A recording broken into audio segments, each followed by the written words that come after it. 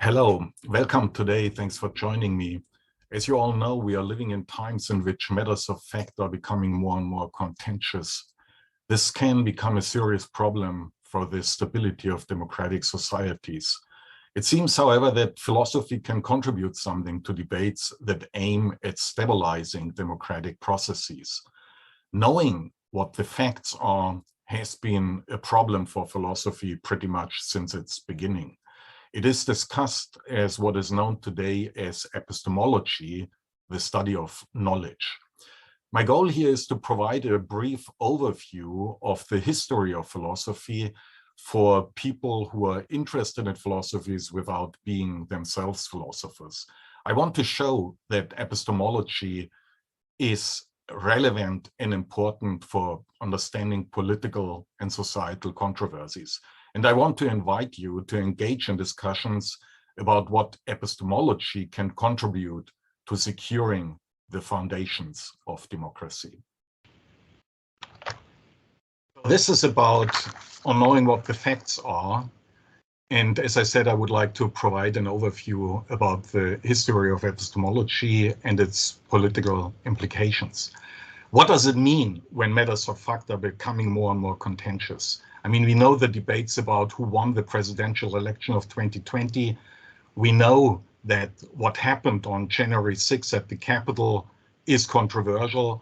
We see a decline in trust in science, and we see an increase in the belief of conspiracy theories. Let me give you some more detail about that with regard to the presidential election in 2020. In January of 2021, this poll has been taken, and you can see with regard to all Americans, there are 31% who think that the election was not legitimate. And if you divide it by partisan affiliation, you see that the highest percentages with regard to Republicans, where 66% thought that the election was not legitimate. Now, coming to the events at the Capitol on January 6th, this is what the Republican National Committee said just a month ago, or 2 months ago in January of 2022. They called it citizens engaged in legitimate political discourse. Now, these are the results of a survey which has been taken just a week after the January 6th events. And you can see that the language that people were using to describe the events were not yet solidified. So it's rather open. But you see, looking at the Republicans, the highest ranking word they were using is protest to describe the events, whereas more Democrat-leaning people talked of riots and used similar terms. Now, this is about declining trust in science. You see on top of the lines people who are expressing confidence in science, and underneath people who would say that they not much trust that scientists act in the best interest of the public, or do not at all trust that scientists serve in the best interest of the public. And you see here the division between Republicans on the right, on the left, and Democrats on the right. And with regard to Republicans, it's increasing from April 2020, 14% critical with regard to science, up to 36% in December of last year. Another thing, when you think about COVID and hesitance with regard to taking the vaccines, so I will enlarge this in a second, but just to tell you what this is about, this is results of a survey where adults were asked whether they would definitely not or probably not accept the COVID-19 vaccine if offered today. So these are only numbers of people who reacted in this negative way. The positive answers are excluded. So if you look at the detail, and they are ranked here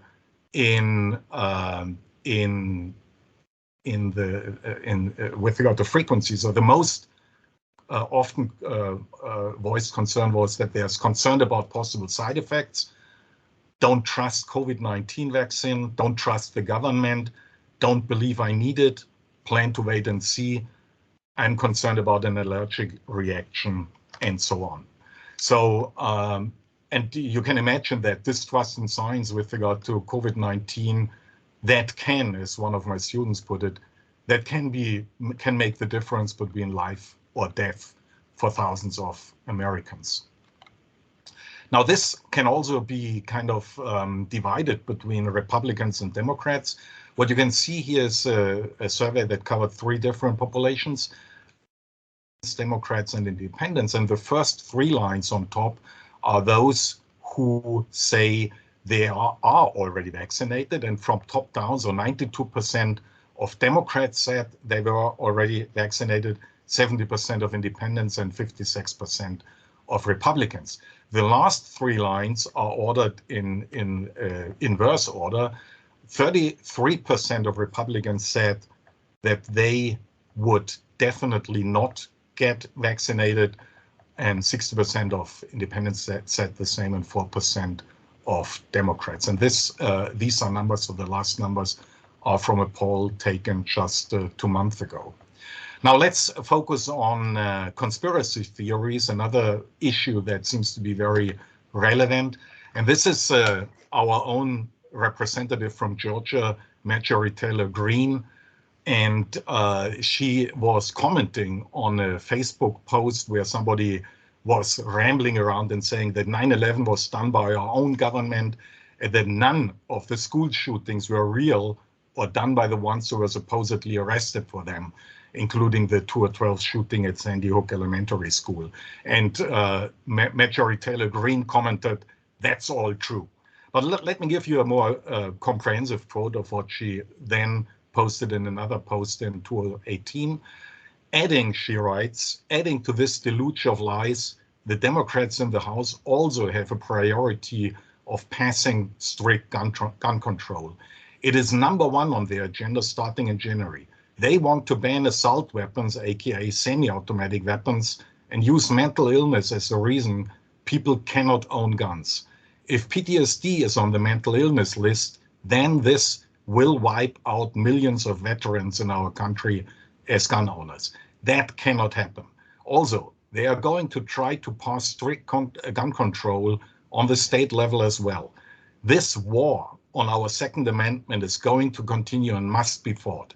I am told that Nancy Pelosi tells Hillary Clinton several times a month that we need another school shooting in order to persuade the public to want strict gun control." Yeah, so this is conspiracy theory thinking, and there are, if you're looking at QAnon, which is the most famous conspiracy theory around right now, and these are people who would, so a survey taken, and we're asking people whether they would agree with the statement, the first one here, the government, media, and financial worlds in the US are controlled by a group of Satan-worshipping pedophiles who run a global child sex trafficking operation. And 60% of all Americans either completely agree or mostly agree. And if you look at the last line, 18% agree that the things have gotten so far off track that true American patriots may have to resort to violence in order to save our country. Now, again, there's a clear partisan divide. If you look at the next graph, who are the QAnon believers? In red, Republicans, in blue, Democrats. And if you think about the levels of education, 57% only have a high school degree or less. But still, you know, if you think about postgraduate degree people, 5% are signing up for QAnon theories, it seems. What does it mean when matters of fact are becoming more contentious?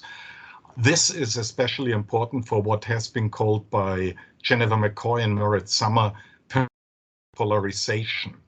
I have my own definition of what pernicious polarization is, and this, I define it as a process in which a society or its political elites divides itself into 2 opposing camps in a way that can be described by at least one of 4 characteristics.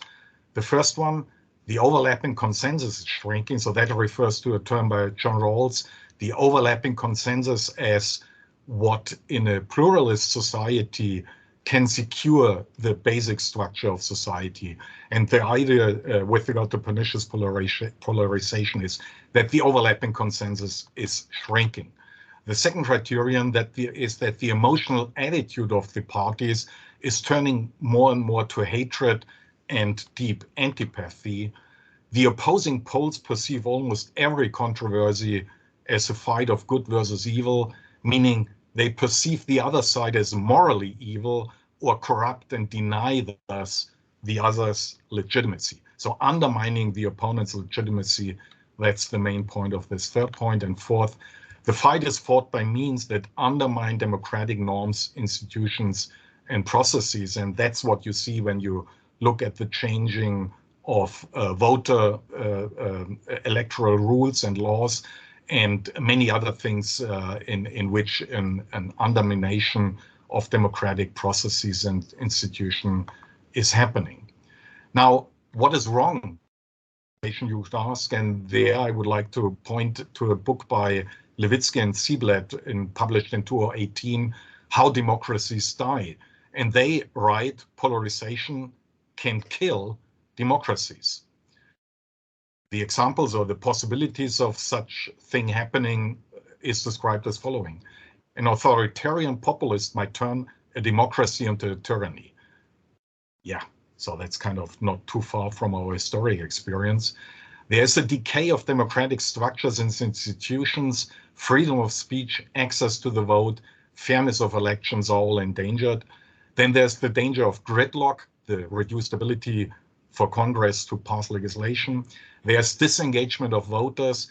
There's the erosion of traditional checks and balances regarding anti-democratic actions. I remind you of Trump's impeachment trials and the behavior of the Republican Party in this context. So no internal checks and balances. Then there can be damage to the judiciary and to institutions in general. And there are lower levels of social trust and cooperation and higher levels of anger and conflict, the increase of hate crimes and of violence. So what all this shows is there are real consequences when matters of fact are becoming more and more contentious. Now, the questions that you might ask is, shouldn't it be clear what the facts are? Isn't there just one truth? Can philosophy help to determine what the truth about facts is? In philosophy, questions like this are discussed in what is called epistemology, the theory of knowledge. The focus of epistemology is on the nature of knowledge. What does it mean to know something? It distinguishes various types of knowledge, knowing that and knowing how to do something, for example. And it's talking about the conditions of knowledge, what is required to know something. And then also epistemology is interested in questions in how we create knowledge. Epistemology is derived from episteme, a Greek word which means knowledge. Okay, so my goals for today is I would like to say something about the limits of knowing what the facts are. So this is very much in the tradition of philosophy as a mainly critical endeavor. And secondly, I would like to try to determine basic principles that we can use to deal with these limits. So the question is, how can we deal with the political implications of disagreements about matters of fact? And I have to say, I'm kind of summarize the entire history of epistemology, which covers about 2,500 years. And what I have to tell you is this selection is a personal selection, which is driven by my interest in saying something about knowing the facts, but also with regard to my preferences in philosophy in general. So let's start with something that most people assume to be true. And there are three statements which are commonly held positions with regard to matters of fact. First, facts are directly given to careful, unprejudiced observations via the senses. Secondly, facts are prior to and independent of theory. Third, facts constitute a firm and reliable foundation for scientific knowledge. The first point refers to the role of perception. And with regard to that, I would like to start with Plato, with whom the discussion about observation began. Plato, in his dialogue Theaetetos, distinguished three forms of knowledge, or he provided three different definitions of what knowledge can be. The first one is knowledge is perception. So that's the first definition. And in the discussion, it turns out that that can never be sufficient to grasp the true being of things. The second definition is knowledge is true opinion. That sounds good, but in the ongoing discussion, the debaters cannot agree on what exactly the line between true opinion and false opinion is. So that they end up with the third definition, which is knowledge is true opinion with justification, with logos. But also this definition in the context of the dialogue fails, mainly because they cannot agree on what it means to give reasons and what justification exactly means. Nevertheless, the last one is certainly the most interesting one, which had a very important history in 20th century philosophy of science. However, I would like to talk a little bit about perception before I go on with other topics. And there we can distinguish two different approaches. One has been formulated by Parmenides and the other one by Aristotle. So with regard to Parmenides in his poem, in his philosophical poem, wrote, "Toga auto noen estin te kai enai." The same is realizing, so realizing what's happening, the same as realizing and being. The important point in what's a shared interpretation of Parmenides saying here is that knowledge is not, or that knowing something, realizing something, is not the comprehension of something as separated from cognition, but it is immediate and unmediated comprehension. This idea has been taken up by Heidegger, especially, who coined the notion of Dasein, being there, being in, and you might expect being in something, but he would reject this kind of talk because it presupposes a distinction between me and the environment, and the dissolution of this difference, dissolution of the boundary between inside and outside, is really the main thing of his approach. I would like to give you an example for that, and this is from art. James Turrell, what you see here is what he called a perceptual cell, because it provides a very unique experience. So you would step into this, you close the door, and then your head is in this bulb on top of the machine. On what you experience is pure color, nothing else. And there's another one, breathing light, and this is a picture that I would like to present to you. I mean, the figures, of course, they're misplaced here. There's really nothing that could allow you to make a distinction between yourself. So it's complete immersion into what you are perceiving. And that, I think, captures Heidegger's and Parmenides' idea very well. Now, let's get to Aristotle, and that is something which also seems to be close to our mind. The idea that perception is nothing else than a mirroring of the world. So you have the real apple on the right side, and then you have your consciousness on the left side. And as Aristotle puts it, sense perceptions match the objects that generated them.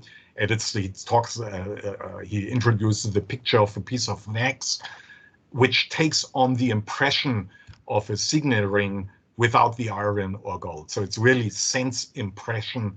That is the idea of perception according to Aristotle.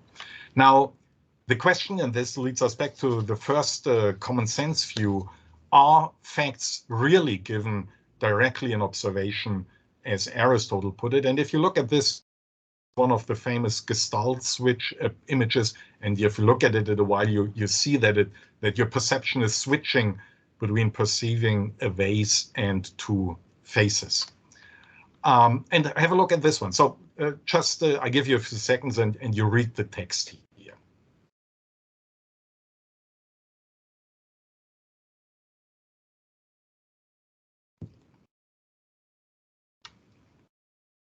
So this is what's scrambling. And the point is, Our brain permanently makes hypotheses about what we are seeing, and if these hypotheses are confirmed, then the letters in this case, the particular letters, are not seen at all. So that again questions the common sense view that facts are directly given in observation. So this claim can be considered being debunked. Let's go to the next one. Facts are prior to and independent of theory. Now look at this picture.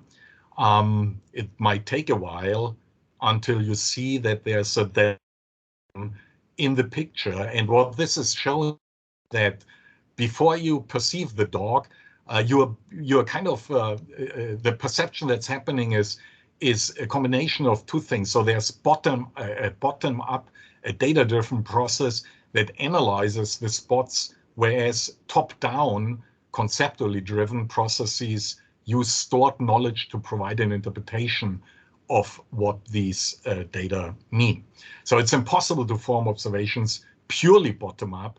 You need the concept of a Dalmatian before you can form the observational statement, a Dalmatian is sniffing on the ground. Here's another interesting effect, the so-called hysteresis effect. If you look at these figures, so you start in the first line from the top left and you move to the right, and then you start in the second line on the left and move to the right, and you see that what this first face of a man turns out to be a woman. Now, the interesting thing is if you do it in the reverse order, so you start with the woman at the end of the second line and move backwards to the left and then up the first line from the right to the left again. What you can see here is, whereas the perception of the image is switching from man to woman, only in the second line, if you do it reverse, the switch happens in the first line. That's the hysteresis effect, and you can describe it in dynamic systems theory with this picture here. So the ball indicates what you perceive. It moves in a changing landscape with two attractors. So the valleys are the attractors, and the higher the attraction, the deeper the value, the valley of perception. Now the diagram in the middle, so you see, it starts with perceiving the man in the first line, and ends with the perceiving the woman in the first line on top. And the switch, the diagram in the middle, indicates where the switch is happening. And when you start with the face of the man, the switch happens after the middle. And if you start with the face of the with the woman, the picture of the woman in the second line, the switch happens later. So this is the hysteresis effect. Now let me give you another argument with regard to the priority of facts and the relation to theories, which has been formulated in philosophy of science. So P1 is the first premise. This is an argument. Scientific knowledge is based on observation. However, and this is the first premise, facts are only relevant and can only be communicated in the form of observation statements. So you can say it is problematic to talk about facts because in a way there are no facts. The only thing that we have in communication are observational statements, which are referring to facts. Now the second premise then says, so if facts are communicated in the form of observation statements depend on conceptual frameworks that are required to formulate these statements. And conceptual frameworks depend on the theories that are available at a certain point in the history of science, in certain disciplines or schools of thought. And that leads to the conclusion, therefore, what a fact is depends on concepts, on theories. Facts are not prior and independent of theory. In philosophy of science, this is also called the theory-ladenness of observation, meaning that any observation is laden with theory and cannot be thought of as independent from theory. Now, this means that also the second statement is debunked, and we can move on to the third one. Facts constitute a firm and a reliable foundation for scientific knowledge. Now, this you can say if you assume that something is a fact, and the third view refers to the question, how do we get from facts to knowledge? and that refers to the problem of induction, which is first formulated by David Hume in full clarity. But before we go into the details of his argument, let's talk about what is called Hume's fork. And Hume's fork means that he says all reasonings may be divided into two kinds. The first kind of reasoning is demonstrative reasoning, or that concerning relations of ideas. And the second kind of reasoning is that concerning matter of fact and existing. This is a reasoning from past experience, and that is what we call today, and already Hume called, inductive reasoning. Now let me give you an example for the first one, so demonstrative reasoning. So look at this. So this is a block of marble, and let's say an artist wants to cut up this cube-shaped block into 27 equal cubes. So one way to do this would be to make a series of 6 cuts through the cube while keeping it together in one block. So these cuts are described in the sequence 1, 2, 3, 4, 5, and 6. So 3 cuts, and then you have the 26 equal cuts. Now the question is it possible to do the job with fewer than 6 cuts if you rearrange the pieces after each cut? So think about that. So at the bottom you see a first idea of that, how that could be done. So you rearrange it, and the question is it possible to do it with fewer than 6 cuts? And it turns out it's not possible, and the reason is, if you think about there's a small cube in the middle of this block, and this cube necessarily has 6 sides, and that means it's impossible to do the cutting with fewer than 6 cuts. Now this is demonstrative reasoning, because if you have the perspective on the cube in the middle, it is necessary, it's a logical inference, that it is impossible to do the cutting with fewer than 6 cuts. Now let's move on to Hume's argument, and let me show you this in some more detail. So the thesis that Hume is arguing for is, on top in 1.1, general knowledge that is based on experience, that means empirical knowledge, can never be certain. And this is, the argument is combined of 4 reasons. The first one is, general knowledge is represented in universal statements, like bread nourishes. Then the second premise, in general knowledge that is based on experience, we assume that a finite set of observations or certain patterns that we observed locally can be universalized, that is, can be transformed into universal statements. Now the point in 2.3 is, any such universalization, in any such universalization, we go beyond past or local experience, but such a universalization could only be justified if nature were uniform. And the 5th reason is, uniformity of nature cannot be justified. So if all these 5 reasons are true, then the conclusion in 1.1 is sufficiently justified. Now, why is it that uniformity of nature cannot be justified? And Hume's argument goes as follows. The assumption that nature is uniform can only be justified by appeal to experience, that is just observations. And the justification for 3.1 is, either we can deduce the uniformity of nature independently of experience from some universal principle, or we justify it by an appeal to experience. Now, the first of these 2 options, and that is said in 4.2, we do not have a universal principle from which the uniformity of nature can be deduced independently of experience. So that means if the first option in 4.1 is excluded, then the only other option is basing it on experience, and that is exactly what 3.1 is saying. So the assumption that nature is uniform can only be justified by appeal to experience. But 3.2, justifying any universal assumption by appeal to experience presupposes the assumption that nature is uniform. And now the circularity of justifying the assumption that nature is uniform by the assumption that nature is uniform can never be accepted. So it's a circular argument, and that is what Hume formulates to show that the uniformity of nature cannot be justified, and that means general knowledge that is based on experience can also never be justified. Okay, so that is Hume's argument. And that means that also the third common sense view of facts is debunked. Now, let me focus on Immanuel Kant, because he took Hume as a starting point for what he called a Copernican revolution. And this revolution was indeed very revolutionary. What Kant is doing in the Copernican revolution is that he shifts the center of knowledge from the things to be known to the agent who knows them. So that is like Copernicus, who shifted the center of the universe from the Earth to the sun. And that exactly is what Kant is doing as well. And that means instead of trying to deduce knowledge by induction from observational statements about the world, Kant goes one step back and asks, what are the conditions that make knowledge possible? For Kant, these are a priori conditions, namely those that are given independently of any experience.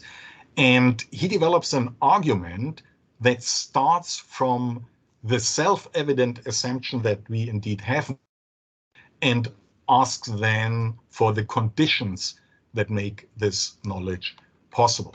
So what can be called the transcendental argument works like this. So that would be the conclusion. Causality, and he uses here Hume's idea of the major problem that Hume tried to or used to show the problems with induction. For Kant, so he says the conclusion of the argument is causality is an a priori condition of cognition. A priori meaning here it is given independently from all experience. Now again, let me move in and show you. So that is the conclusion. Causality is an a priori condition of cognition. Now 2.1 is self-evident. We know that the warming of our body when we are laying for some time in the sun is caused by it. So for him, that is self-evident experience, and we take that as a starting point. And then in 2.2, Kant argues this knowledge of the causal connection between the sun and warming is possible only if causality is an a priori principle of condition. And if 2.1 and 2.2 are true, then the conclusion is necessarily true as well. Now, how does he justify 2.2? That this knowledge is possible only, so there's a necessary condition, and the necessary condition is that we have a priori knowledge of causality. He would say the knowledge of this causal connection results either from analytical reasoning, from concepts, or from empirical reasoning, or based on causality as an a priori principle of cognition. So in this case, we have three options, and he defeats the first two in order to show that the third one is the only one that's convincing. And if you're looking at the first in 3.2, the knowledge of this causal connection cannot result from analytical reasoning, from concepts. And the reason is the concept of the sun does not imply that it should warm our body. So the relationship is not like the one in the cubes. There's no analytical reasoning that could be used to infer this from concepts alone. And the other alternative, the knowledge of this causal connection cannot result from empirical reasoning. And here Kant refers to, by saying necessary knowledge by definition goes beyond experience. And you could also have used Hume's argument here to show that this possibility can be excluded. So we have three possibilities, two are excluded. That means the third one is the only one, and this is 2.2, which then leads to the conclusion that causality is an a priori condition, a condition of cognition. So this is Kant's argument, and this is indeed a Copernican revolution by answering the question of knowledge by looking at the conditions that make knowledge possible at all. Now, for Kant, he distinguishes time and space as a priori conditions under which things are given. So everything is perceived in time and space. And then there are the 12 categories, which are a priori conditions of comprehending things. And these are described as such. Now, the criticism that has been formulated with regard to that it's hard to prove the completeness of the categories.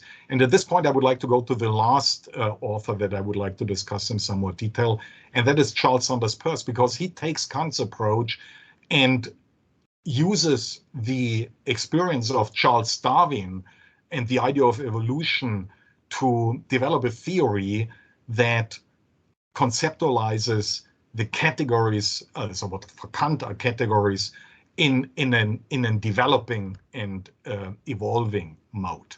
So we can call Peirce's epistemology an evolutionary epistemology or an evolutionary transcendental epistemology, because it builds still on Kant's ideas.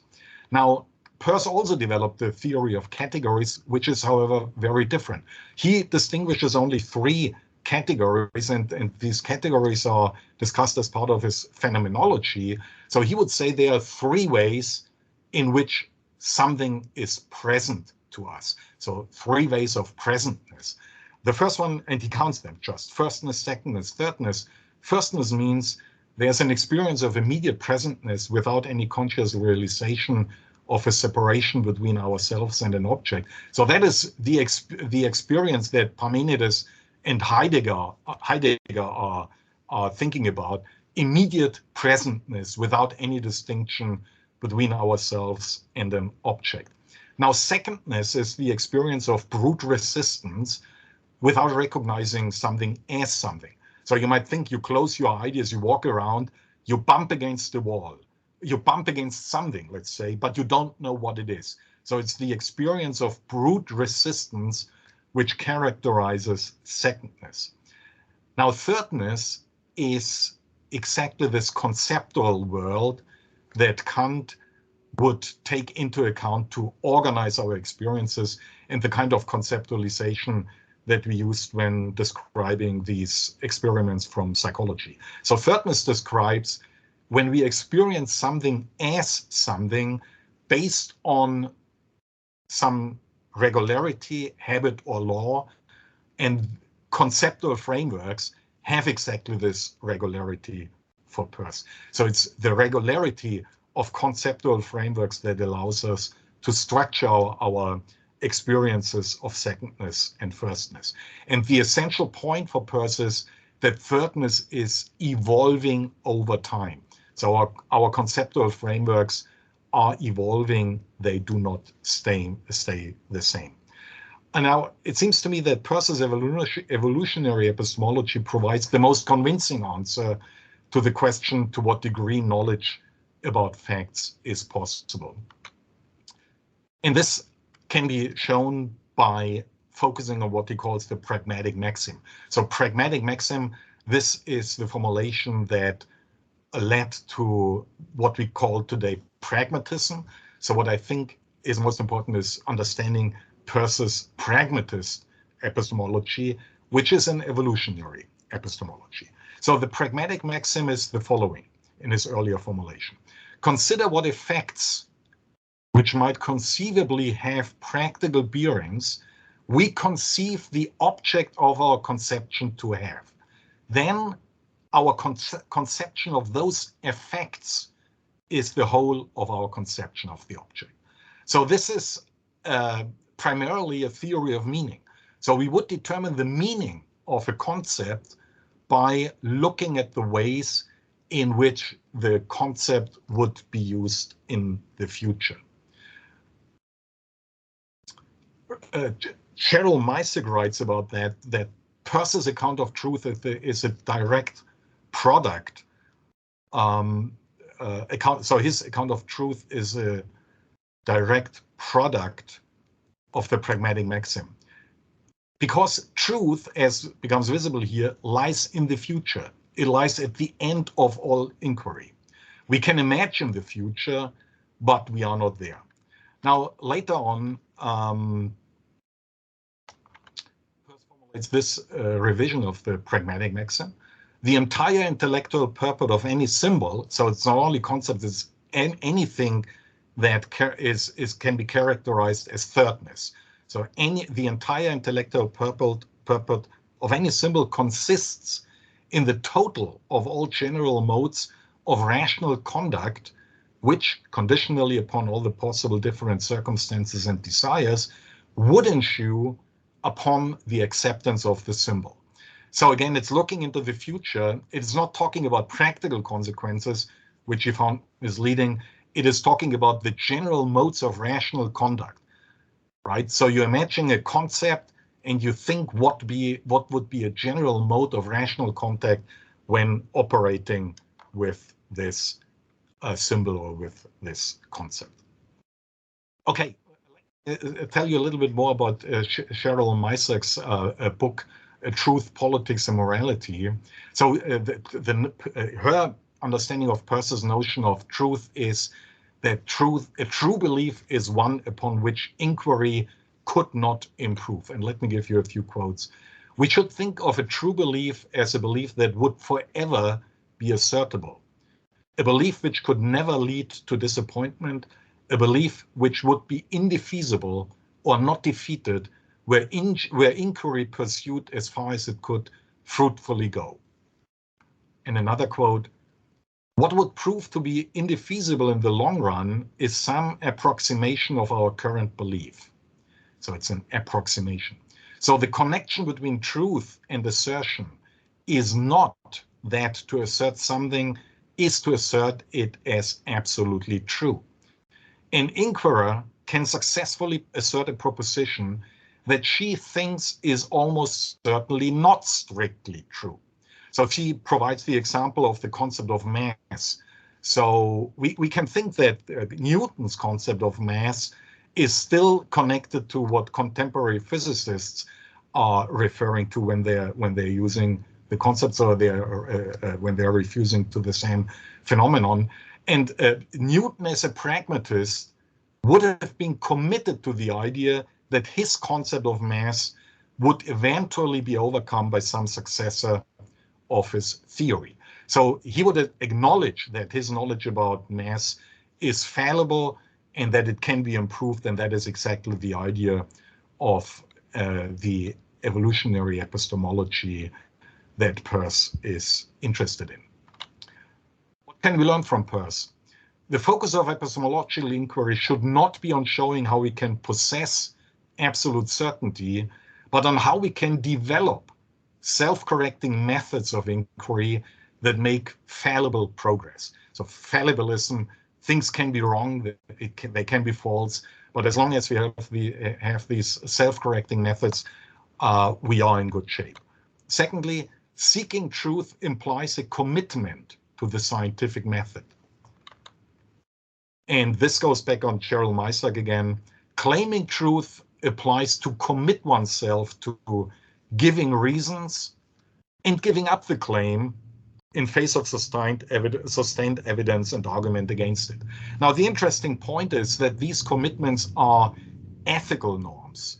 The important point is indeed that in pragmatism, there's an intrinsic connection between truth, epistemology, and ethics. So there are ethical norms that need to be observed in order to make use of the concept of truth. Now, with regard to the connection between ethics and epistemology, I would like to remind us of what Bernard Williams distinguished in his book, Truth and Truthfulness. So he would say there's an epistemological notion of truth, but there are epistemic virtues, epistemic values like truthfulness, honesty, accuracy, sincerity, and the main idea is that problems with the epistemological notion of truth should not limit the significance of these epistemic virtues or values. Now, coming to a conclusion of my presentation, what are the facts? What is the truth? A pragmatist response to the epistemological challenge that I discussed earlier can be formulated as follows. Don't ask what is the truth, but what is the best theory to determine facts. Science, we could say, provides professionalized knowledge development to answer these questions. So we should commit ourselves to compare scientific theories, to develop criteria for theory evaluation, and in general, be critical. Facts are, and that's my last point here, facts are determined by deliberation. That means we need to develop the ability to argue, to perform deliberation on a high quality level, and we should commit ourselves to ethical norms of deliberation. What these norms could be, I would like to show you now in some more detail. So I think we can distinguish 12 ethical norms of public deliberation. The first one is transparency. Everyone must be able to see which debates are going on. The second norm is access. Everyone who has a stake in a particular issue must be allowed to take part, directly or indirectly, so either directly or by means of representation. So everyone needs to be allowed to take part in any debate that leads to decisions about this issue, to question any assertion made, and to start new debates without fear and without facing threats or other barriers to participation. Then there's third, equal opportunity. This includes the permission to speak using whatever means of communication, style of expression, and ability to speak, the permission to express attitudes, values, wishes, interests, needs, and feelings, and the right to get support in case of problems to communicate. This is also necessary to provide equal opportunity. Then fourth, honesty and truthfulness. So that is what we discussed earlier. Say or write only what you actually believe. So it's not focus on the truth, but be honest, be truthful, as Williams put it.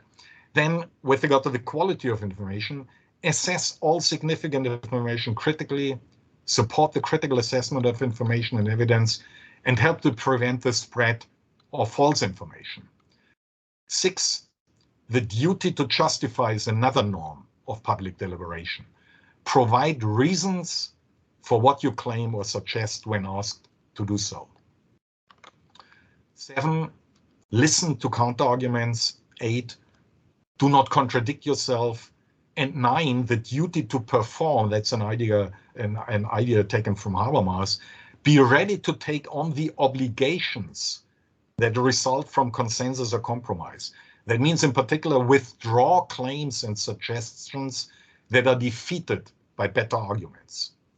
Then civility, respect and do not harm, do not threat, insult, do not doubt the moral integrity of opponents, do not incite hatred, discrimination, hostility, or violence. Well, these are, I think, 12 very important norms that should be adopted when it comes to public deliberation about matters of fact. So my conclusion is this. In order to secure the epistemological foundations of democracy, we should keep in mind the following. It is often controversial what the facts are. There are unavoidable limits to knowing what the facts are, and there's no overarching authority that determines for us what the facts are. So neither philosophy nor science can tell you what the facts are. These are the limits of knowing what the facts are. And the basic principles that I would like to highlight are the following. You need to be ready to engage in reasonable and truth-oriented deliberation. You need to be critical. You need to develop the skills needed to engage constructively in deliberations, and you should respect the rules of deliberation. That's it. Thank you very much for your attention.